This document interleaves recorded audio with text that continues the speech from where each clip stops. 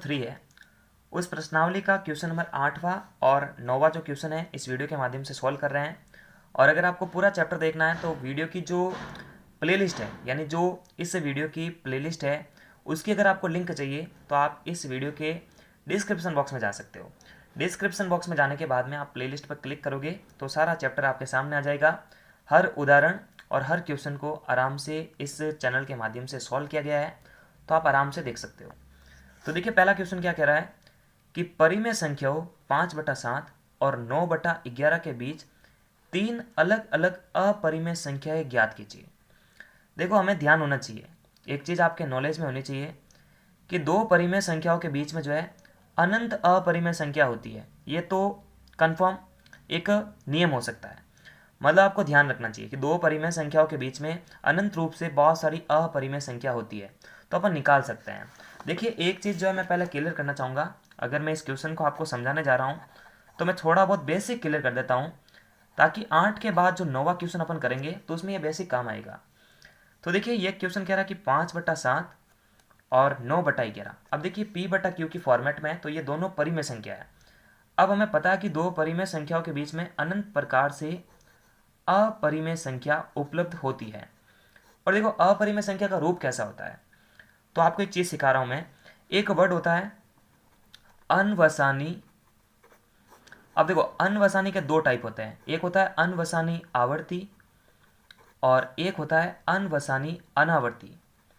देखो आवर्ती और अनावर्ती, अनावर्ती का जो फॉर्मेट होता है वो अपरिमेय संख्याओं को फॉलो करता है और आवर्ती का फॉर्मेट करता है परिमेय संख्याओं को फॉलो।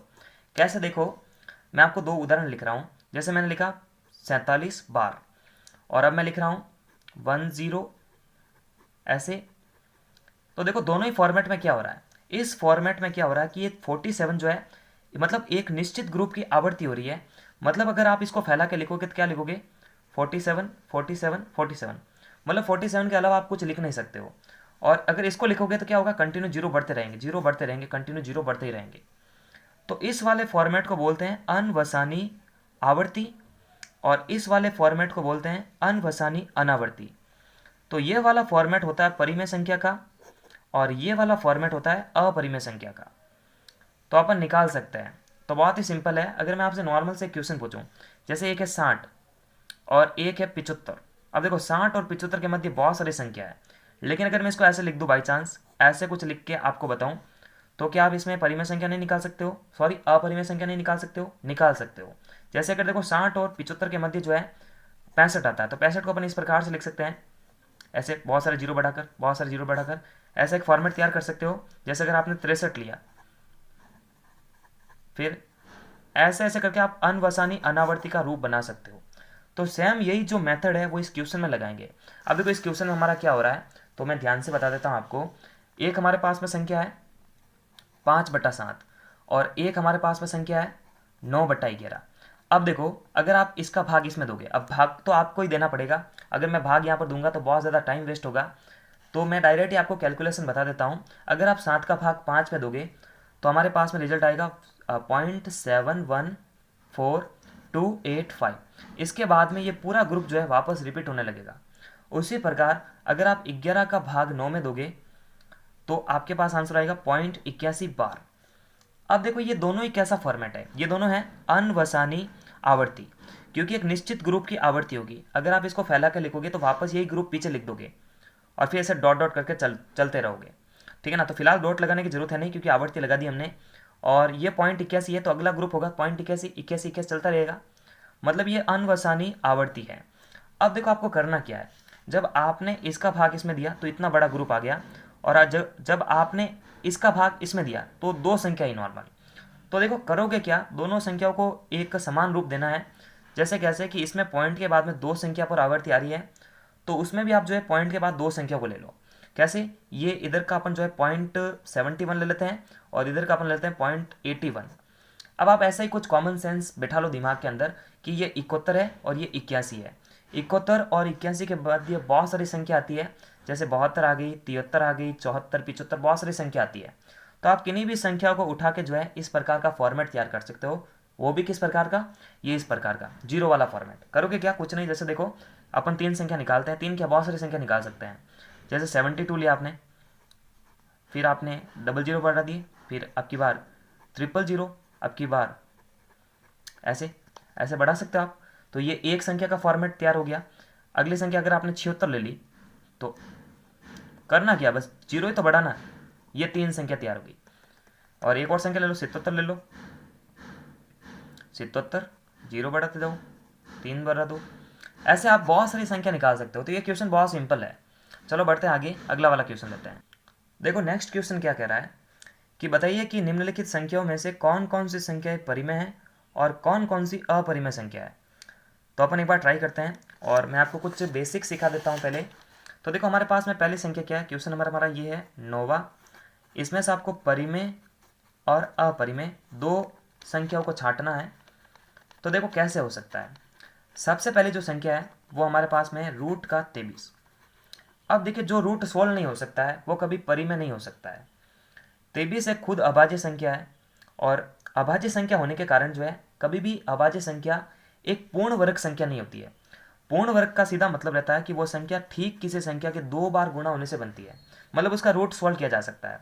अगर यहाँ पर रूट का 25 होता और 25 का अपन सॉल्व करेंगे तो 5 आ जाएगा, मतलब ये 25 एक पूर्ण वर्ग संख्या है।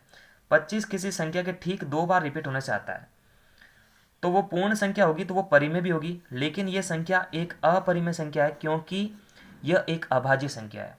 अपन ऐसा लिख सकते हैं कि रूट 23 एक अभाज्य संख्या है और अभाज्य संख्या कभी भी एक पूर्ण वर्ग संख्या नहीं हो सकती है, अतः यह संख्या अपरिमेय में काउंट होगी।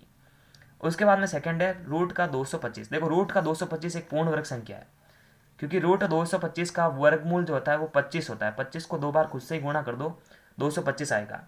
तो अपन बता सकते हैं कि रूट 25 का नहीं है ये 15 का, सॉरी ठीक है ना, थोड़ा सा मिस हो गया मेरे से। तो वापस एक बार देख लो, 15 को 15 से मल्टीप्लाई करने पर 225 आता है और 225 का वर्गमूल होता है 15। तो 225 एक पूर्ण वर्ग संख्या है, अतः ये संख्या परिमेय संख्या होगी। अपन डायरेक्ट बता सकते हैं कि 225 एक पूर्ण वर्ग संख्या है और कोई भी पूर्ण वर्ग संख्या एक परिमेय संख्या होती है। ठीक है, अपन अगला वाला लेते हैं। अगला वाला हमारे पास में क्वेश्चन है 0.3796। अब देखो यह संख्या एक परिमेय संख्या है क्योंकि देखो ना तो इस पर कोई बार है और ना इस पर कोई डॉट है, मतलब इस संख्या का दशमलव प्रसार कैसा है, शांत प्रसार है। तो इसका शांत प्रसार होने के कारण क्या होगा, ये संख्या परिमेय संख्या होगी। अपन बता सकते हैं कि इस संख्या का दशमलव प्रसार शांत है क्योंकि देखो पॉइंट के बाद में 6 पर जाके ये संख्या रुक चुकी है, मतलब आगे नहीं बढ़ सकती है, ना ही रिपीट हो रही है, कोई अनवसानी ना तो आवर्ती है ना अनावर्ती है। तो इस संख्या का दशमलव प्रसार शांत होने के कारण ये संख्या परिमेय होगी। सिंपल है। अगला क्वेश्चन लेते हैं, 4 नंबर क्वेश्चन, और वो हमसे कह रहा है 7.4, मतलब ये है 478, उसके बाद में वापस आ रहा है 478 और ये कंटिन्यू रिपीट हो रहा है। देखो ध्यान से देखो इस क्वेश्चन में, क्या यह संख्या अपरिमेय होगी, बिल्कुल नहीं, यह परिमेय होगी। क्योंकि देखो अगर ये देखो यहाँ पर 478 जो है लगातार रिपीट हो रहा है, मतलब अगर एक निश्चित ग्रुप की आवर्ती हो रही है तो उसको अपन क्या बोलते हैं, उसको अपन बोलते हैं अनवसानी आवर्ती। तो अपन ऐसा लिख सकते हैं कि दी गई संख्या का दशमलव प्रसार, दी गई संख्या का दशमलव प्रसार अनवसानी आवर्ती होने, देखो आवर्ती और अनावर्ती में दोनों में रात दिन का अंतर है। अनावर्ती अलग चीज है, आवर्ती अलग चीज है। आवर्ती में एक निश्चित ग्रुप की आवर्ती होती है तो उसे अपन बोलेंगे परिमेय संख्या।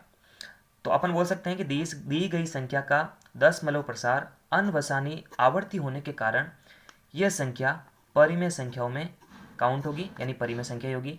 नेक्स्ट करते हैं। तो नेक्स्ट तो देखो आपको डायरेक्ट दिख रहा है, इसको तो अपन अनवसानी अनावर्ती बोलेंगे क्योंकि देखो जीरो कंटिन्यू बढ़ रहा है और ऐसा फॉर्म क्या होता है, ऐसा फॉर्म अपरिमेय संख्याओं का होता है। मतलब यहाँ पर क्या हो रहा है कि इस संख्या का दशमलव प्रसार अनवसानी अनावर्ती है, इस कारण ये संख्या अपरिमेय संख्या में काउंट होगी। तो सिंपल सी बात है कि जो ये पहली और पांचवी है वो अपरिमेय है, बाकी सारी परिमेय है। तो नमस्कार, thanks for watching, Vande Mataram, जय हिंद, जय Bharat. Please make a support, thank you.